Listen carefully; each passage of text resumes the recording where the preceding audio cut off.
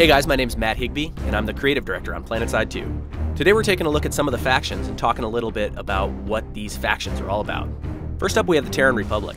The Terran Republic are what I would call the most professional military of the three factions.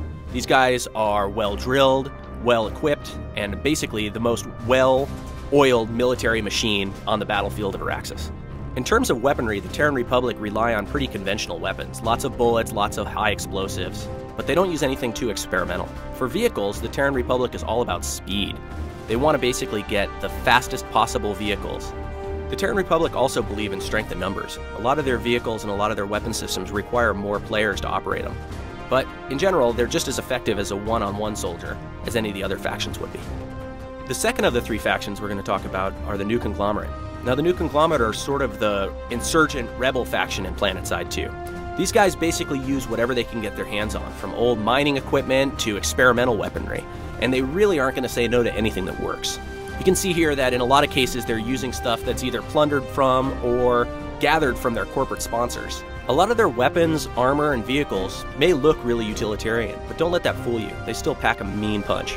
For the most part, the NC weapons and vehicles are built around hitting hard and lasting long in fights, so they can take the most damage and dish out the most damage, although they might not be the most maneuverable or the fastest on the battlefield.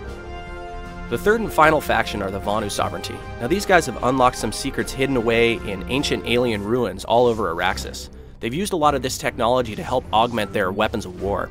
The main goal of the Vanu Sovereignty is to attempt to unlock more secrets from these ancient artifacts, and they consider anything that's getting in their way to be a threat. So while the battle between the NC and the TR is sort of more of an annoyance to them, they still feel the need to compete on the battlefields just to make sure that they can get access to all the technology that's hidden all over the planet.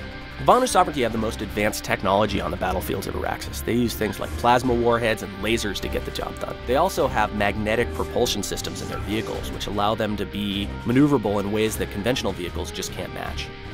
The whole PlanetSide 2 team is really thrilled with how we're progressing so far, and we can't wait to show you guys more. Make sure you follow us on Twitter and Facebook so you can keep up to date with the latest and greatest news.